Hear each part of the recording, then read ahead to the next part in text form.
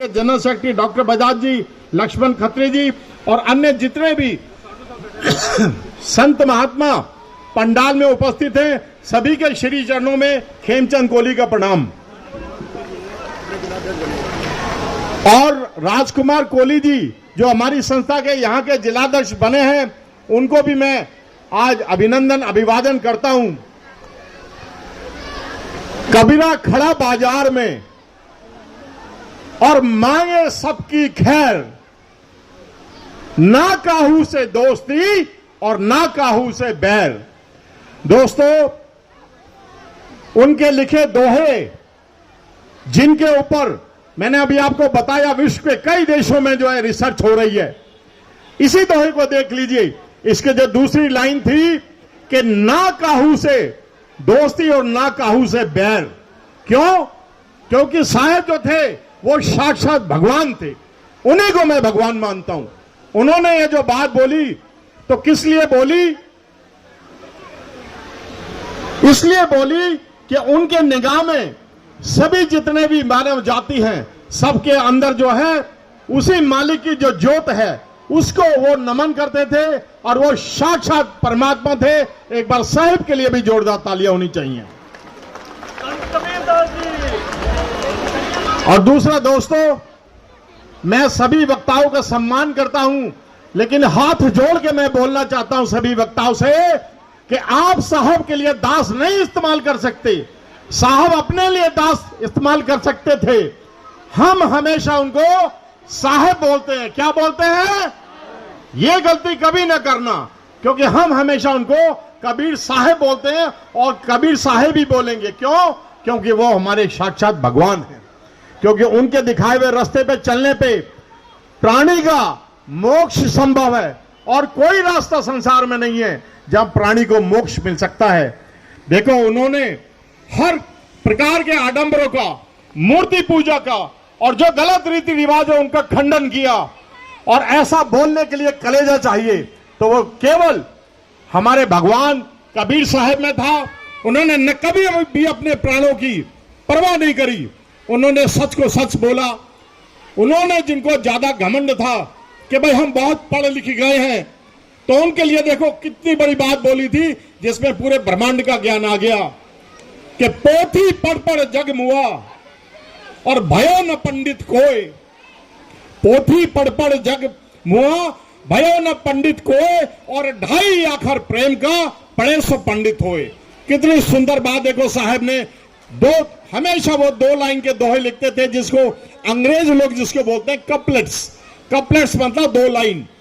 दो लाइनों के द्वारा उन्होंने जो ज्ञान दिया है वो पूरे विश्व में विलक्षण है। उनके बराबर कोई ज्ञानी नहीं, उनके बराबर कोई संत और महात्मा नहीं। दूसरा, उन्होंने किसी को बख्शा भी नहीं है। वो बड़े क्रांतिकारी संत थे और आज भी हैं। सूक्ष्म रूप में भगवान कबीर साहब आज भी जिंदा है हमारे बीच में। जो उन्होंने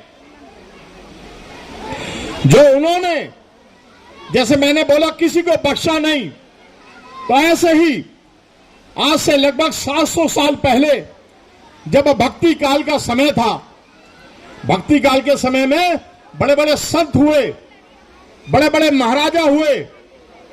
आपने देखा होगा स्वामी भगवान रविदास भी तभी हुए, दादू जी महाराज भी तभी हुए, और तो और रविदास जी की जो चेली बनी मीराबाई भी भक्ति काल में हुई थी।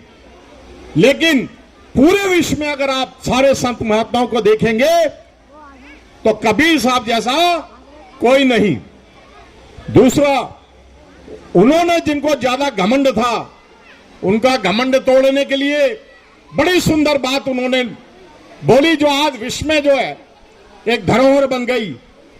जिन लोगों को अपने पैसे का बड़ा घमंड था, उनका घमंड तोड़ने के लिए देखो क्या लिखा कि बड़ा हुआ तो क्या हुआ, और जैसे पेड़ खजूर।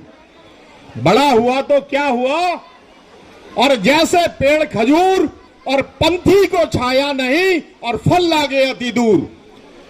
दूसरा, जो लोग गरीब थे जो लोग कम पढ़े लिखे थे, साहब ने उनका मान सम्मान बढ़ाने के लिए, उनका हौसला बढ़ाने के लिए, उनका साहस बढ़ाने के लिए क्या लिखा कि लघुता ते प्रभुता मिले और प्रभुता ते प्रभु दूर। लघुता ते प्रभुता मिले और प्रभुता ते प्रभु दूर, और चींटी शक्कर ले गई और हाथी के सिर दूर। इसका मतलब कि जो बड़ा होता है ये अवश्य नहीं कि वो महान होगा और समाज के लिए उपयोगी होगा। उन्होंने छोटेपन की, लघुता की जो उन्होंने परिभाषा दी है और जो उन्होंने व्याख्या की है, उन्होंने चींटी को जो है ज्यादा बड़ा सम्मान दिया। हाथी कितना बड़ा होता है, लेकिन अगर मिट्टी और धूल के अंदर एक चीनी का कण उठाना हो तो हाथी के बस का नहीं है, और हाथी उस चीनी के कण को उठाने के लिए अपने ऊपर धूल पटक लेता है, लेकिन चींटी उस छोटे से चीनी के कण को कितनी सुंदरता से उठा लेती है और सहेज के रखती है। यही है साहेब के जो है दोहों का कमाल। और उस वक्त क्योंकि मुगल का काल था, मुस्लिमों को भी नहीं बख्शा। मुस्लिम उनके लिए बड़ा उल्टा सीधा बोलते थे, और उन्होंने देखो एक बहुत बड़े आडंबर को कैसे खंडित किया कि कांकर पत्थर बीन के और मस्जिद लियो बनाए, ताप पर मुल्ला चढ़ बांग दे, क्या बैरो हुए खुदा। कितनी सुंदर बात उन्होंने बोली कि उस खुदा के लिए आपको चिल्लाने की जरूरत नहीं है, आपको पुकारने की जरूरत नहीं है, क्योंकि साहब ने बोला था कि वो आपके अंदर पहले से विद्यमान है।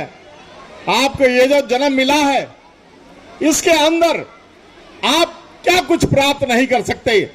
सकल पदार्थ है जगमाही, सकल पदार्थ है जगमाही, क्रमहीन जन पावत नहीं। हम सब कुछ प्राप्त कर सकते हैं। ये जो शरीर है, इस शरीर के द्वारा, ये शरीर नहीं एक मंदिर है, इसी मंदिर के द्वारा आप कुछ भी प्राप्त कर सकते हैं। जीवन